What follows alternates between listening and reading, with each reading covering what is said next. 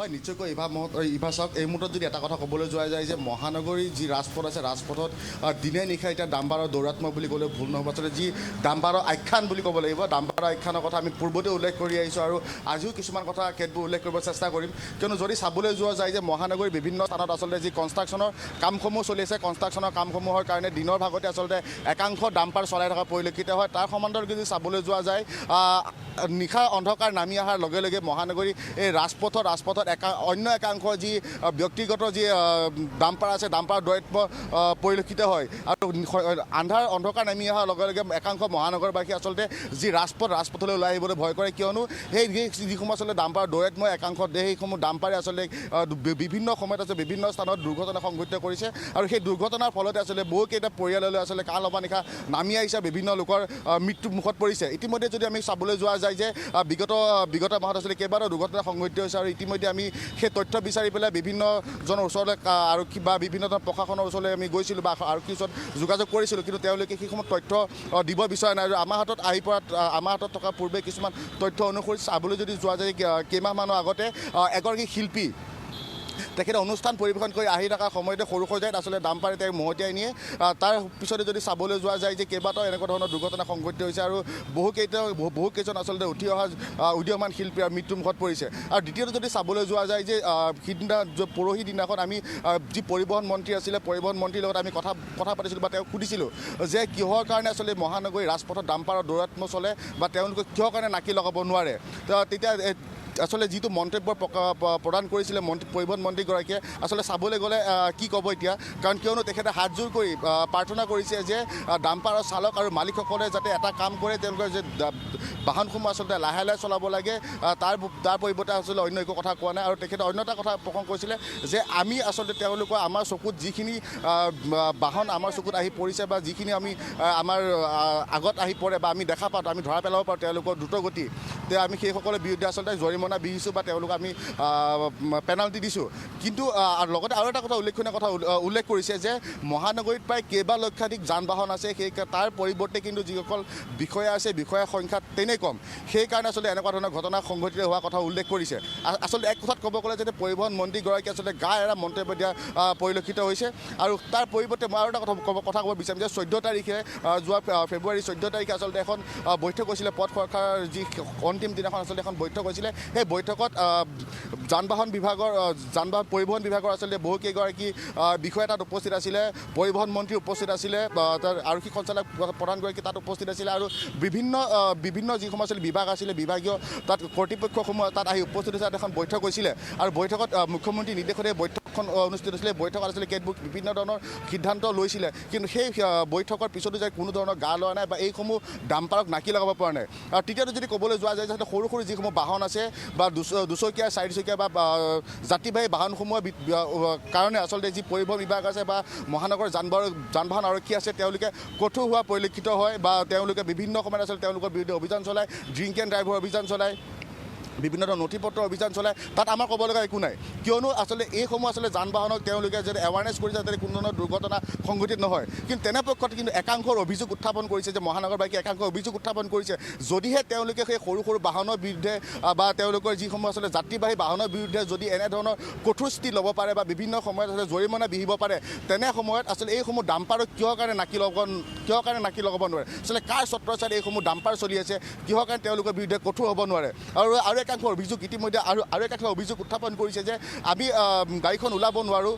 বিভিন্ন সময়ত আহি আমাক চালান কাটে বা আমাৰ বিৰুদ্ধে অভিযান চলোৱা পৰিলক্ষিত হয় কিন্তু আজিলৈকে আমি ডাম্পাৰৰ বিৰুদ্ধে আচলতে অভিযান চলোৱা পৰিলক্ষিত হোৱা দেখা নাই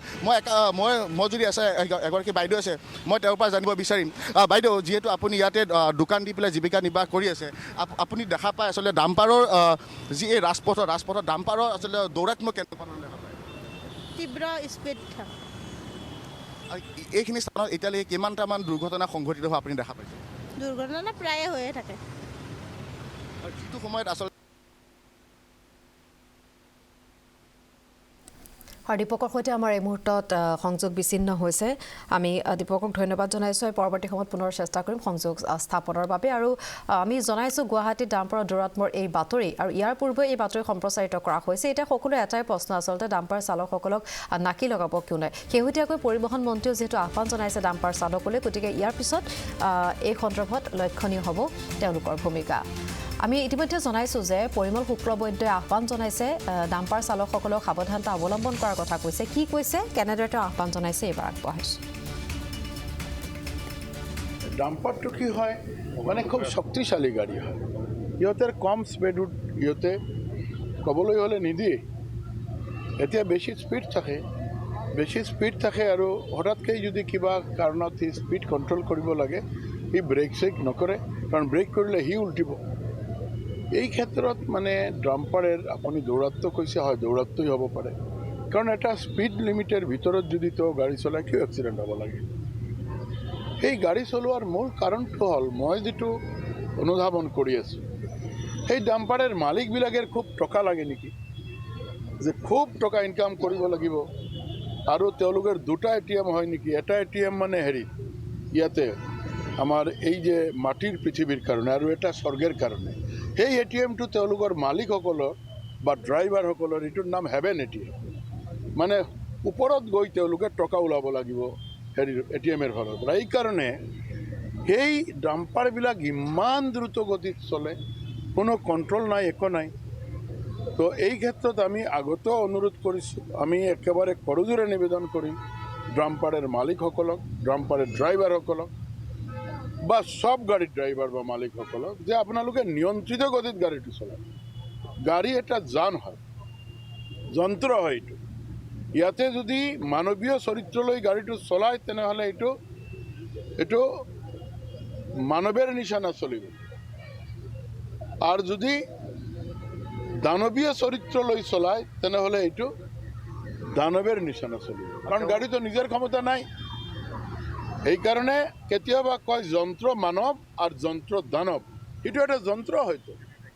কাজেই মানৱৰ নিচিনা চলোৱাৰ কাৰণে আমি একেবাৰে কৰজোৰে আপোনালোকে ফটো লৈ দেখাই দিব যে আমি জোৰ হাতে নিবেদন কৰিছোঁ যিসকলে গাড়ী চলায় যে আপোনালোকে মানৱৰ নিচিনা আপোনাৰ যন্ত্ৰটো চলাক এইটো এটা মানৱ যন্ত্ৰ হ'ব যাতে আমাক ৰক্ষা কৰি যাব পাৰে বাটত এইটোৱেই আমাৰ একশ্যনটো চলি আছে ভাই আমি যেতিয়া আমাৰ যি ক্ষমতা আছে এই ক্ষমতাৰ জৰিয়তে য'তে আমি ধৰোঁ কেতিয়াও চিজ কৰোঁ কেতিয়াও পেনাল্টি কৰোঁ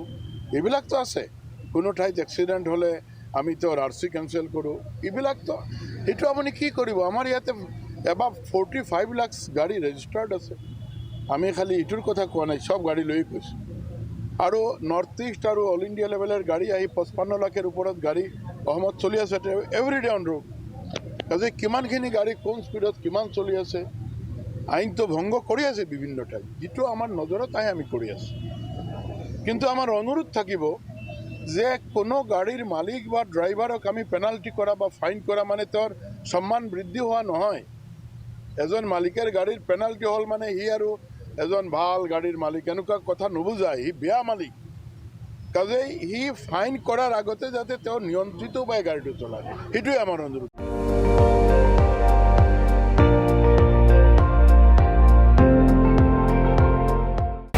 আপুনি চাই আছে ND24 সৰ্বশ্ৰেষ্ঠ নহয় সৰ্বোত্তমৰ দৌৰ